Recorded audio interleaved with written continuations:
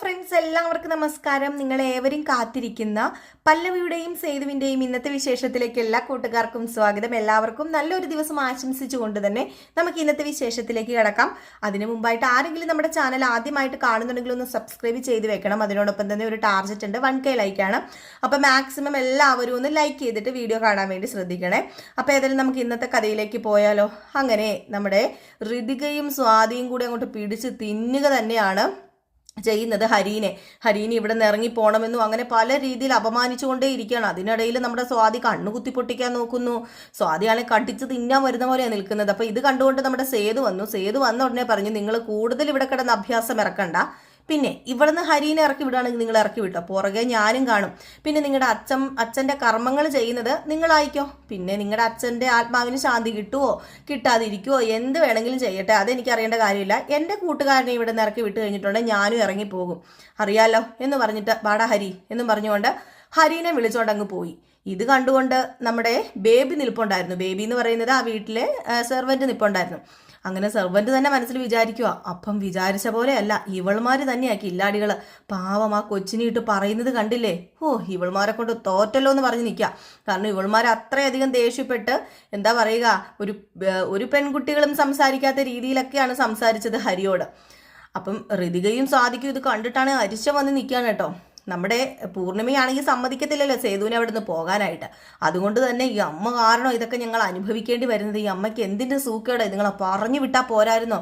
എൻ്റെ അച്ഛൻ്റെ ആത്മാവിന് ശാന്തി കിട്ടണമെങ്കിൽ ഞങ്ങൾ കർമ്മങ്ങൾ ചെയ്താലും നടക്കും. ഇതിപ്പം മനുഷ്യന് വല്ലാത്ത അസ്വസ്ഥതയാണല്ലോ. ഇനിയിപ്പോൾ എത്ര ദിവസം ഇങ്ങനെ സഹിക്കണം എന്നൊക്കെ പറഞ്ഞുകൊണ്ട് ഋതികയും സ്വാതികയും പുറപുറത്തിട്ട് അങ്ങ് പോയിട്ടോ.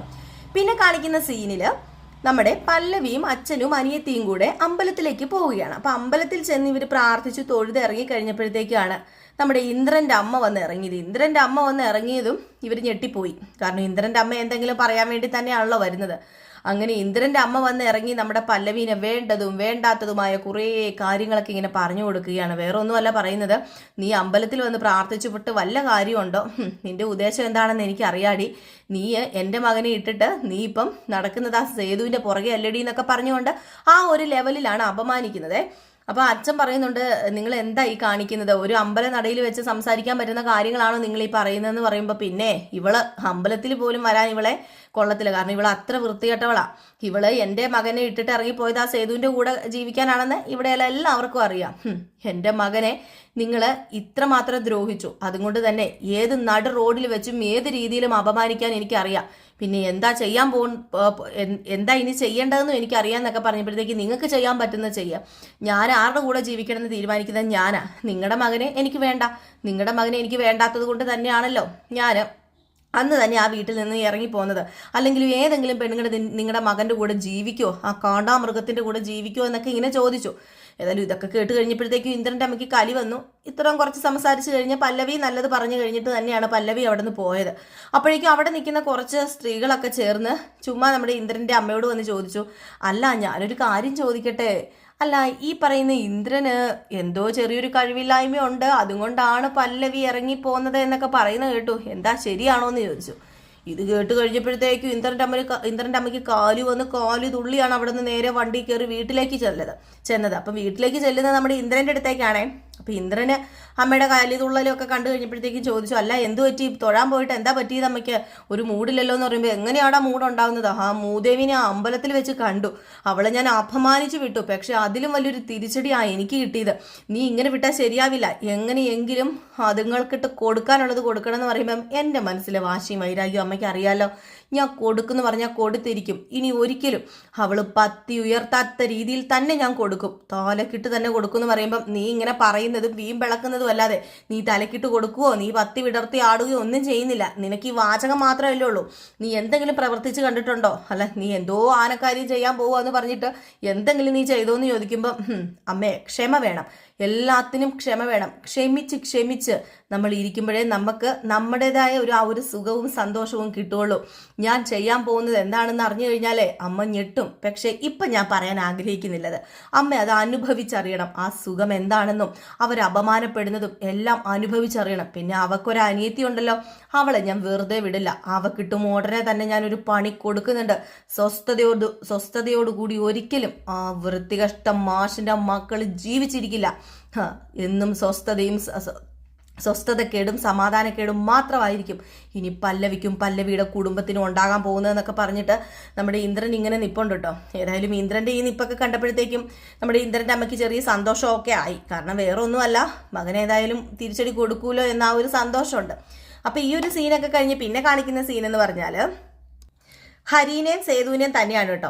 അങ്ങനെ നമ്മുടെ സേതുവിനാണെ വല്ലാത്ത പേടിയാണ്. അച്ഛൻ രാത്രി വന്ന് പേടിപ്പിച്ചു, അതാണ് ഭൂതമാണ്, മാടയാണ്, ഓടയാണെന്നൊക്കെ ഇങ്ങനെ പറയുവാണ് ഹരിയോട്. അപ്പോൾ ഹരിയാണെങ്കിൽ കുറച്ചും കൂടെ പേടിപ്പിക്കാൻ വേണ്ടി ഹരി പറയുന്നു, ഇങ്ങനെയാ 16-ന് മുമ്പ് ഇങ്ങനെ ആത്മാക്കൾ വന്ന് അതങ്ങനെ ഉള്ളതാണ് എന്നൊക്കെ ഇങ്ങനെ പറയുമ്പോഴത്തേക്ക്, നീ പോടാ, നിന്നെ ഞാൻ വിളിച്ചു വരുത്തിയത് സത്യത്തിൽ എനിക്കൊരു ധൈര്യം കിട്ടാൻ വേണ്ടിയാ, എന്നിട്ട് നീ ഇത് എന്തൊക്കെയാണ് കിടന്ന് പറയുന്നതെന്ന് പറഞ്ഞുകൊണ്ട് തന്നെ കുറേ പറയുകയാണ് ആര്, നമ്മുടെ സേതു. അങ്ങനെ സേതു പറഞ്ഞു, ഒരു കാര്യം ചെയ്യാം, രാത്രി സുഖമായിട്ട് കിടന്നുറങ്ങണമെങ്കിൽ മറ്റവനില്ലാതെ പറ്റില്ല. മറ്റവനുണ്ടെങ്കിൽ ചിന്തകളൊന്നും നമ്മുടെ തലയിൽ കയറില്ല. രാത്രി സുഖമായിട്ട് സുഖനിദ്ര. എങ്കിൽ പിന്നെ 2 അടിച്ച് ഓഫായിട്ട് തന്നെ കിടന്നുറങ്ങിയേക്കാന്നും പറഞ്ഞ് രണ്ടുപേരും കൂടെ 2 or 3 എണ്ണമൊക്കെ അടിച്ച് ഓഫായിട്ട് കിടന്നുറങ്ങി. ഏതായാലും ഉറക്കമൊക്കെ കഴിഞ്ഞ് പിന്നെ കാണിക്കുന്ന സീന് നേരം വെളുത്ത് എണീറ്റ് ഇവർ ബ്രേക്ക്ഫാസ്റ്റ് കഴിച്ചുകൊണ്ടിരിക്കുകയാണ്. അപ്പം ബ്രേക്ക്ഫാസ്റ്റ് കഴിച്ചുകൊണ്ടിരിക്കുമ്പോഴത്തേക്കും ബേബി ചേച്ചി ഉണ്ടാക്കിയ ഫുഡിനെ കുറിച്ച് ഇങ്ങനെ പുകഴ്ത്തി പറയാണ്.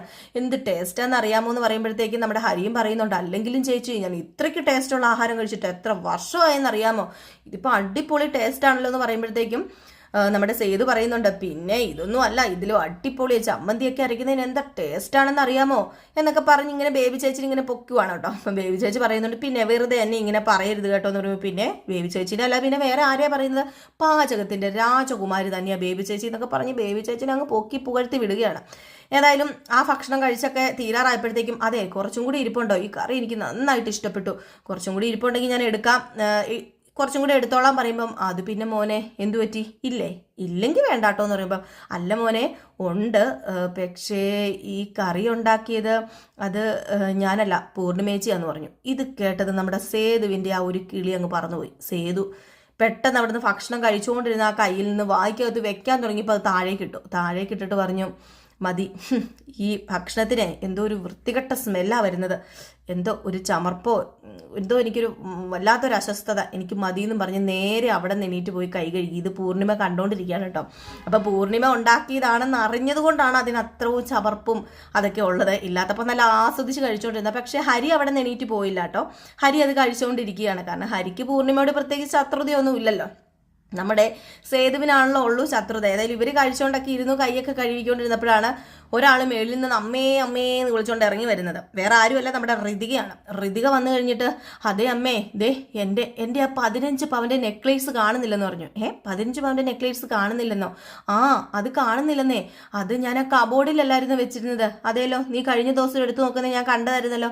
അതേ അമ്മേ, ഞാൻ ആ കബോർഡിലായിരുന്നു എടുത്ത് വെച്ചിരുന്നത്, പക്ഷേ ഇപ്പം അത് കാണുന്നില്ല, എവിടെ പോയെന്ന് എനിക്ക് അറിയില്ലെന്ന് പറഞ്ഞ് ഭയങ്കരമായിട്ട് വെപ്രാളപ്പെടുകയാണ്. എനിക്ക് ഏറ്റവും ഇഷ്ടമുള്ള നെക്ലേസ് ആയിരുന്നു, എൻ്റെ അച്ഛൻ എനിക്ക് ഗിഫ്റ്റായിട്ട് തന്നല്ലേ, ബർത്ത്ഡേക്ക് എനിക്ക് ഗിഫ്റ്റായിട്ട് തന്നാണെന്നൊക്കെ പറഞ്ഞപ്പോഴത്തേക്കും സ്വാതി വന്ന് പറഞ്ഞു, ഏതായാലും ആ സ്വർണം എടുത്തവരെ ഭാഗ്യവാൻ തന്നെ. കാരണം അത് അത്രയും മുതലുണ്ടല്ലോ, എത്ര ലക്ഷം രൂപയുടെ സാധനം അതുള്ളത്, ആ ഒരു ഒറ്റ നെക്ലേസ് മതി അവരുടെ ജീവിതം മറിയാന്നുള്ള രീതിയിൽ നിന്നൊക്കെ സംസാരിച്ചു.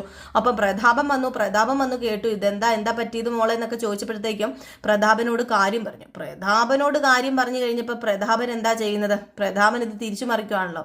ഇതിനു മുമ്പ് നമ്മുടെ പ്രതാപൻ ഋതികനെ വിളിച്ചു ഫോണിൽ സംസാരിക്കുന്ന ഒരു സീനും ഉണ്ട് കേട്ടോ. അങ്ങനെ ഋതികനെ വിളിച്ചു പറയുന്നുണ്ട്, മോളൊന്നും കൊണ്ട് പേടിക്കേണ്ട, അവനെ അവിടെ നിന്ന് പുറത്താക്കുന്ന കാര്യം ഞാൻ ഏറ്റു എന്നൊക്കെ പറഞ്ഞിട്ടുണ്ടായിരുന്നു ഋതികയോട്. അപ്പൊ ഇത് പ്രതാപന്റെ കളിയാണോ ഋതികയുടെ കളിയാണോ എന്ന് അറിയില്ല. കാരണം പ്രതാപന് ഏറ്റവും കൂടുതൽ ആവശ്യമാണ് അവിടെ സേതു നിൽക്കാൻ പാടില്ല, അവിടെ നിന്ന് പോകണമെന്ന്. ഋതികേനേക്കാൾ കൂടുതൽ ആവശ്യമുള്ളത് പ്രതാപനാണ്. കാരണം ഏക മകനാണ്, സ്വത്തുക്കളുടെ അവകാശിയാണ്. അപ്പൊ അതുകൊണ്ട് തന്നെ അവകാശം സ്വാഭാവികമായിട്ടും അങ്ങനെ വരും. ഇനിയിപ്പം അങ്ങനെയാണ് പൂർണ്ണമായിട്ടും വരാൻ പോകുന്നത്. അപ്പം അതുകൊണ്ടൊക്കെ തന്നെയാണ് നമ്മുടെ പ്രതാപനെ എങ്ങനെയെങ്കിലും പുറത്താക്കാൻ ശ്രമിക്കുന്നത്. അപ്പം ഇത് പ്രതാപന്റെ ബുദ്ധിയാണോ എന്ന് അറിയില്ല. ഏതായാലും പ്രതാപനാണെങ്കിൽ പറയുകയാണ്, ഇവിടെ പ്രത്യേകിച്ച് വേറെ ആരും ഇല്ലല്ലോ, എനിക്ക് ഇവിടെ 2 പേരെ സംശയം എന്ന് പറഞ്ഞപ്പോഴത്തേക്കും പെട്ടെന്ന് നമ്മുടെ സേതു പറഞ്ഞു, ഞങ്ങളെ കള്ളന്മാരാക്കാൻ നോക്കിയാലുണ്ടല്ലോ, ഏറ്റവും വലിയ കള്ളൻ ആരാണെന്ന് ഞങ്ങൾക്കറിയാം. ഇവിടുത്തെ സ്വത്തുക്കൾ കൈയിട്ട് വാരാനൊന്നും ഞങ്ങൾ വരുന്നില്ല, പക്ഷെ ഇവിടുത്തെ സ്വത്തുക്കളും എല്ലാം കൈയിട്ട് വാരുന്നത് ആരാണെന്ന് ഞങ്ങൾക്ക് അറിയാമെന്ന് പറഞ്ഞപ്പോഴത്തേക്കും പ്രതാപം വന്ന് പറഞ്ഞു, നീ എന്താടാ പറയുന്നതെന്ന് ചോദിച്ചു. എന്താടാ നീ വിളിച്ചു പറയുന്നതെന്നൊക്കെ പ്രതാപൻ ചോദിക്കുകയാണ്. അപ്പം പ്രതാപനോട് പറഞ്ഞു, അതെ പ്രതാപൻ സാറേ, ഞാനൊരു കാര്യം പറയട്ടെ, ഞങ്ങൾ ഒരുപാട് കഷ്ടപ്പെട്ടിട്ടാണ് ജീവിക്കുന്നത്, പക്ഷെ ഞങ്ങൾക്ക് കട്ട് തിന്ന് ശീലമില്ല. അപ്പോഴത്തേക്കാണെങ്കിൽ നമ്മുടെ ഹരി പറഞ്ഞു, ആ കട്ട് തിന്ന് ശീലമുള്ളവർ ഇവിടെ ഉണ്ടല്ലോ, അല്ല ഈ കട്ട് തിന്നുന്നതിന് പ്രത്യേകിച്ചൊരു ടേസ്റ്റാണല്ലേ എന്നിങ്ങനെ ചോദിച്ചപ്പം പ്രതാപന് ദേഷ്യം വന്നിട്ട്, എടാ ഇവിടെ കുടുംബത്തിലെ കാര്യം പറയുമ്പോൾ നീ കൂടുതൽ കയറി വഷളാക്കരുതേ.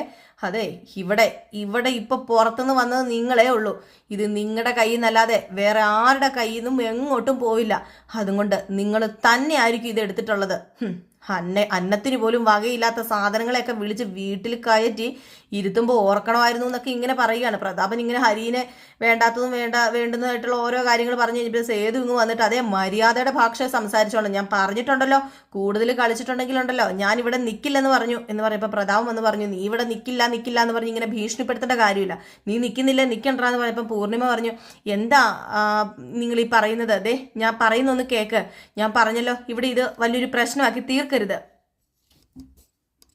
അങ്ങനെ പ്രതാപൻ പറഞ്ഞു, ദേ ചേച്ചി ഇവനെ ചുമ്മാ സപ്പോർട്ട് ചെയ്ത് സംസാരിക്കല്ലേ, ദേ ഒറ്റ ഒരെണ്ണം കൊടുത്തു കഴിഞ്ഞിട്ടുണ്ടെങ്കിലേ ഇവന്മാർ തത്ത പറയുന്ന പോലെ പറയും, എവിടെയാ സ്വർണ്ണത്തിന്റെ നെക്ലേസ് കൊണ്ട് വെച്ചേക്കുന്നതെന്ന് പറഞ്ഞു. അപ്പൊ വീണ്ടും പൂർണ്ണിമ ഇങ്ങനെ സൂക്ഷിച്ചു നോക്കുന്ന ആ ഒരു സീൻ കാണിച്ചാണ് കേട്ടോ ഇന്നത്തെ വിശേഷം അവസാനിക്കുന്നത്. പിന്നെ ഇനിയിപ്പോൾ നമ്മൾ നാളെ കാണാൻ പോകുന്ന വിശേഷത്തിന്റെ ഒരു ചെറിയ ഭാഗം ഞാൻ പറയാം. നാളെ കാണാൻ പോകുന്ന അതായത് ചെറിയൊരു പ്രമോ കിട്ടിയിട്ടുണ്ട്. അതിൽ നമ്മുടെ പല്ലവിയുടെ അമ്മ പറയുകയാണ്, മോൾ ഇവിടെ നിൽക്കണ്ട, മോൾ എത്രയും പെട്ടെന്ന് ഇവിടുന്ന് പോകണം, കാരണം മോൾ ഇവിടെ നിന്ന് കഴിഞ്ഞിട്ടുണ്ടെങ്കിൽ അത് വലിയ പ്രശ്നമാകും, അതിലും ഭേദം മോൾ ഇവിടുന്ന് പോകുന്നത് തന്നെയല്ലേ നല്ലത്, എന്തിനാണ് നാട്ടുകാരെ കൊണ്ട് അതും ഇതുമൊക്കെ പറയിപ്പിക്കുന്നതെന്ന് പറഞ്ഞിങ്ങനെ പറയുന്നുണ്ട്. അപ്പോഴത്തേക്കാണ് ആരെയും പേടിച്ച് ഒളിച്ചോടി പോകാനൊന്നും എന്നെ കിട്ടില്ല, ഞാൻ ഈ നാട്ടിൽ തന്നെ തല ഉയർത്തി പിടിച്ച് നടക്കും, എനിക്ക് ഈ നാട്ടിൽ തന്നെ ജോലി, അതും ഞാൻ ചെയ്ത സ്ഥാപനത്തിൽ തന്നെ ചെയ്ത കോളേജിൽ തന്നെ ഞാൻ ജോലി മേടിച്ചെടുക്കും എന്നൊക്കെ ഇങ്ങനെ പറയുന്നുണ്ട്. അപ്പോൾ ഇതിൻ്റെ കൂടെ തന്നെ വേറൊരു പുതുമുഖത്തെ കാണിക്കുന്നുണ്ട് കേട്ടോ. നമ്മുടെ ഇന്ദ്രൻ്റെ അമ്മയുടെ അടുത്താണ് ആ പുതുമുഖം വരുന്നത്. അങ്ങനെ ഇന്ദ്രനെ കല്യാണം കഴിച്ചോളാമെന്നും പറഞ്ഞൊരു പെൺകുട്ടി വരികയാണ്. ആ പെൺകുട്ടി വരുന്നു. ആ പെൺകുട്ടി ആരാണ് എന്താണെന്നൊക്കെ നമുക്ക് കാത്തിരുന്ന് തന്നെ കാണാം കേട്ടോ. അപ്പോൾ ഏതായാലും നമ്മുടെ ഇന്ദ്രൻ ആ പെൺകുട്ടീനെ കല്യാണം കഴിക്കാൻ തയ്യാറാകുമോ, ആ പെൺകുട്ടിയുടെ ഉദ്ദേശം എന്താണ് എന്നൊന്നും അറിയില്ല. ഏതായാലും കാത്തിരിക്കുക അല്ലേ. അപ്പോൾ എല്ലാവരും കാത്തിരിക്കുക.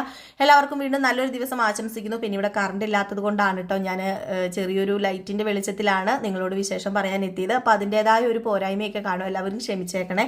പിന്നെ ഈ കമൻസ് പറയുന്നത് കൊണ്ട് എനിക്ക് യാതൊരു വിരോധവും ഇല്ല. എല്ലാവരും കമൻസ് ഒക്കെ ഇടാറുണ്ട്, പോസിറ്റീവ് ആണെങ്കിലും നെഗറ്റീവ് ആണെങ്കിലും ഇടാറുണ്ട്. അപ്പോൾ ഇന്നൊരു കമൻറ്റ് വന്നു, അത് ഞാനത് പിൻ ചെയ്ത് വെച്ചിട്ടുണ്ട്, നമ്മുടെ രേവതിയുടെ സച്ചിയുടെ ഇതിൽ വന്നിട്ടുണ്ട്, പിൻ ചെയ്ത് വെച്ചിട്ടുണ്ട്. അപ്പോൾ അവർ ചോദിക്കുന്നത്, എന്തിനാണ് ഇങ്ങനെ കള്ളത്തരങ്ങളൊക്കെ വിളിച്ചു പറയുന്നത്, നിങ്ങൾക്ക് വേറൊരു പണിയില്ലേ, നിങ്ങൾക്ക് വേറെ വല്ല ജോലി എടുത്ത് ജീവിച്ചൂടെ എന്ന് ചോദിക്കുന്നുണ്ട്. അപ്പോൾ എനിക്ക് അതിന് പറയാനുള്ളൊരു മറുപടി ഇത് റിയാക്ഷൻ വീഡിയോ ഒന്നും അല്ല കേട്ടോ, പറയാനുള്ളൊരു മറുപടി എന്ന് പറഞ്ഞാൽ അത് ആര് ഇട്ട പേരൊന്നും ഞാൻ വെളിപ്പെടുത്തുന്നില്ല. ആരിട്ടതാണെങ്കിലും ഒരു കാര്യം ഞാൻ പറയട്ടെ, എൻ്റെ കുടുംബം ജീവിക്കുന്നത് ഇതൊക്കെ കൊണ്ട് തന്നെയാണ്. ഇതിൽ നിന്ന് കിട്ടുന്ന ഒരു വരുമാനം കൊണ്ടാണ് ഞാൻ എൻ്റെ കുടുംബവും ഒക്കെ നല്ല രീതിയിൽ ജീവിച്ചു പോകുന്നത്. അപ്പോൾ പിന്നെ ഇതെൻ്റെ ജോലി തന്നെയാണ്, ഞാൻ അഭിമാനത്തോടു കൂടി ചെയ്യുന്നു. നമ്മൾ മുഖം കാണിച്ചുകൊണ്ട് നമ്മൾ അന്തസ്സായിട്ട് ചെയ്യുന്നൊരു ജോലിയാണിത്. ഇതിന് ഇത്രയ്ക്ക് കുറച്ചിൽ എന്തായിരിക്കുന്നത്? ഞാൻ മാന്യമായ രീതിയിൽ വന്നിരുന്ന് നിങ്ങൾക്ക് ഇഷ്ടമുള്ള കഥകൾ നിങ്ങളോട് സംസാരിക്കുന്നു, ഇഷ്ടമുള്ളവർ കേൾക്കുന്നു. അതുകൊണ്ട് ദയവ് ചെയ്ത് ഇങ്ങനെയുള്ള കമൻറ്റുകൾ ഇടുമ്പോൾ നിങ്ങൾ ഓർക്കുക, നിങ്ങൾ കമൻറ്റുകൾ ഇട്ടോളൂ. മറ്റുള്ളവരെ കുത്തി വേദനിപ്പിക്കുന്ന രീതിയിൽ കമൻറ്റുകൾ ഇടാതിരിക്കുക. നിങ്ങൾ ഉപകാരം ചെയ്തില്ലെങ്കിലും കുഴപ്പമില്ല, ഉപദ്രവിക്കാതിരിക്കുക. നിങ്ങൾ കാണണ്ട, ഇഷ്ടമുള്ളവർ മാത്രം കാണുക, കേൾക്കുക. എൻ്റെ ഈ സംസാര രീതിയും എന്നെയും ഇഷ്ടപ്പെടുന്നവർ കാണുക എന്നല്ലാതെ എനിക്ക് മറ്റൊരാളെ കൊണ്ട് നിർബന്ധിച്ചൊരിക്കലും കഥ കാണിക്കാൻ പറ്റുമോ? ഇല്ലല്ലോ. അതുകൊണ്ട് നമ്മളെ സ്നേഹിക്കുന്നവരും നമ്മുടെ ഈ സംസാരം കേൾക്കാനും നമ്മുടെ കഥ കേൾക്കാനും ആഗ്രഹിക്കുന്നവർ സബ്സ്ക്രൈബ് ചെയ്ത് വെക്കുക കേട്ടോ. അപ്പോൾ ആഗ്രഹിക്കുന്നവർ കാണുക, അല്ലാത്തവർ പറയട്ടെ, കുഴപ്പമില്ല. പിന്നെ നമ്മളൊരു കമൻറ്റ് കേട്ടെന്ന് പറഞ്ഞ് നമ്മൾ തളർന്നൊന്നും പോവില്ല. ഇതിനേക്കാളും വലിയ തളർച്ചയിൽ നിന്നൊക്കെ ഉയർത്തെഴുന്നേറ്റ് വന്നതാണ്.